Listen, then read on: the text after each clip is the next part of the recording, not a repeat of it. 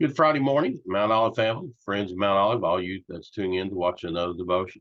Uh, we just pray that you have had a good week so far, and ask you to be much in prayer for all those who have had death enter into their family just recently, and pray for them that the Lord will just encamp around about them, the Holy Spirit will speak to them, speak to their hearts. And let's get my devotion started. We get the screen share here with you. I hope.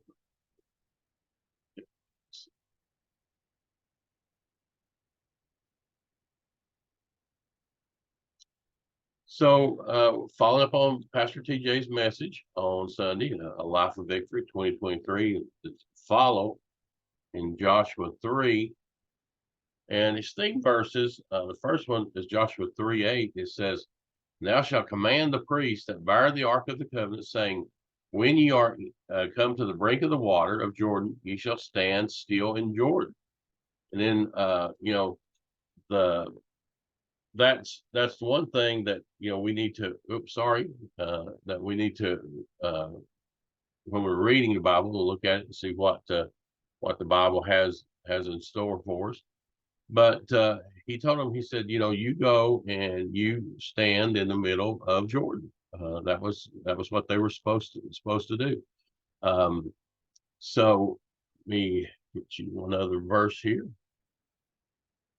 Now, if I don't know if you've noticed that or not, but the Jordan River crossing, it's different than the Red Sea crossing after Israel left Egypt.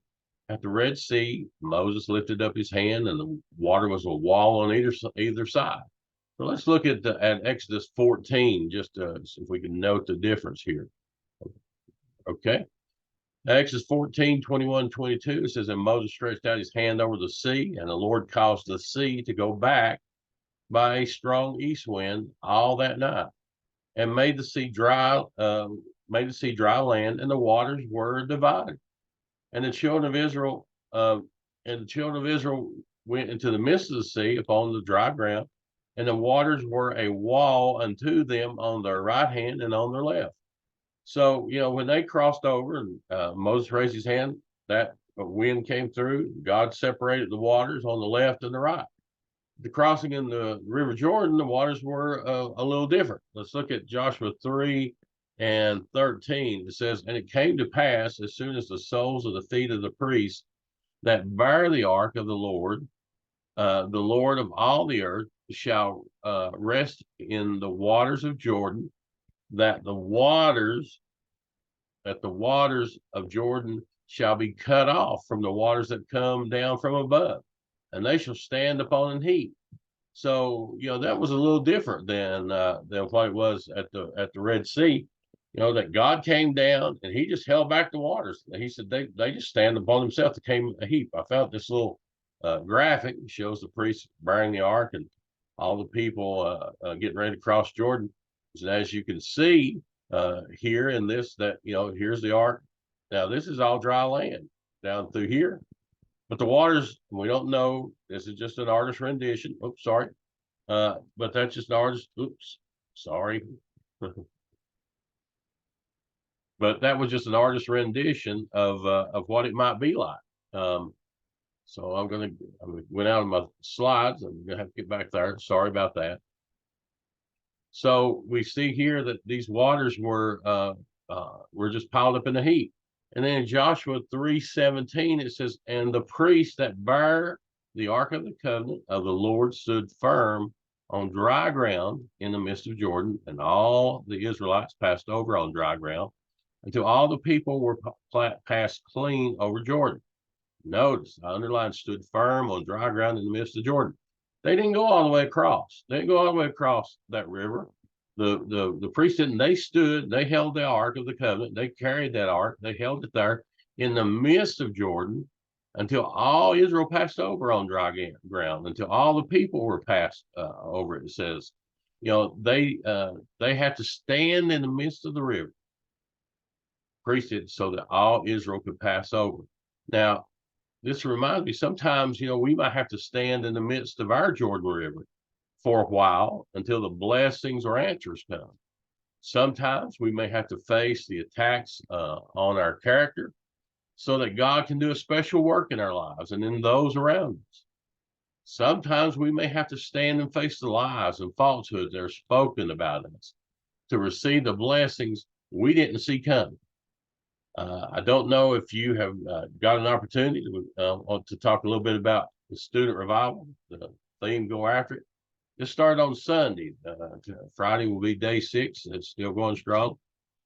This is, I mean, it's a student revival. It's the students are coming, and we're having the student praise team that's singing songs, and these young people are coming, giving their testimonies, and people are getting saved.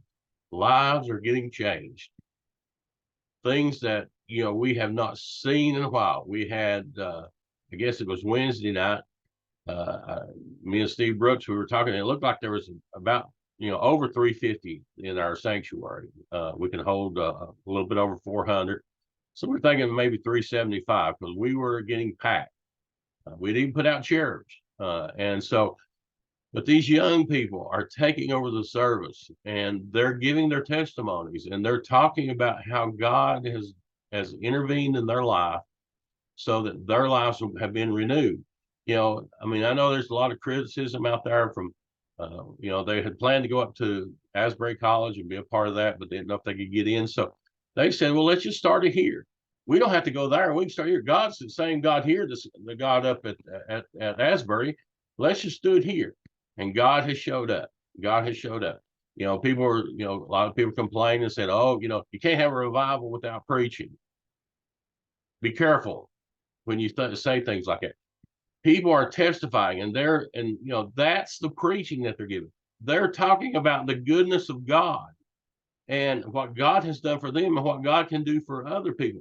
And people are trying to say, well, just because there's nobody preaching, there's not a preacher. That doesn't, God doesn't need a preacher. God used a donkey one time. So let's be real careful of what we say. Criticism out there, not of ours, but what's going on up at Asbury. I've heard about it. I don't have social media.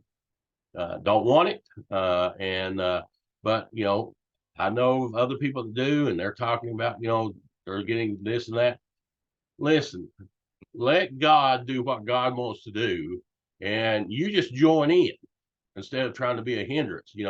Don't hinder what God has put out there. That's a scary place to be, folks. I'm telling you, scary place to be when God is moving. And we try not to support that. It's not a Mount Olive revival. It's not any specific church. We're all gathering as children of God, as those who have been saved. And we baptized over 20 people the other night. That's that's amazing. They're not all from Mount Olive. They're from different churches. They're from different towns. They're from different schools. Let's just get them saved, and let's just get them under the blood of Christ, and let Christ and God deal with all that.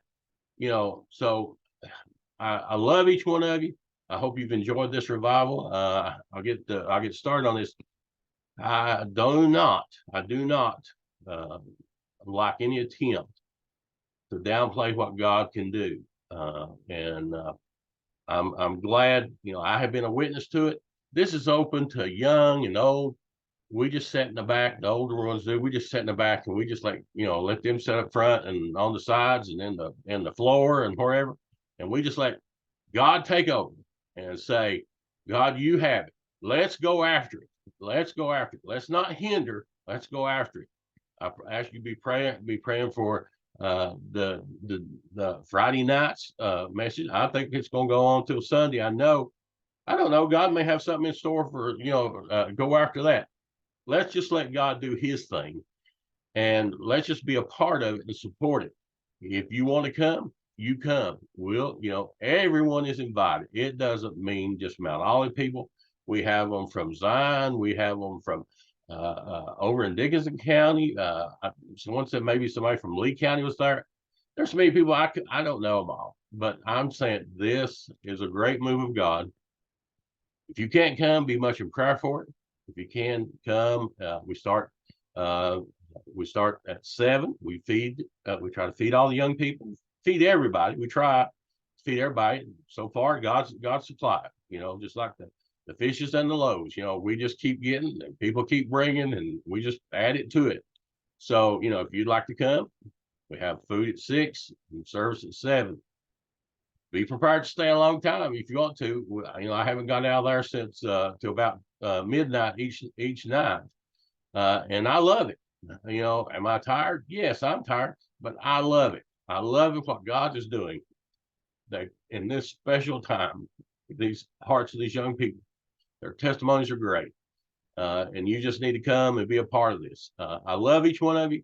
I hope to see you at the revival tonight, and let's just keep praying. Keep praying that God will work and do special things in the lives of all of these in our county, our cities, our states, and our towns, all that they will go after and seek God.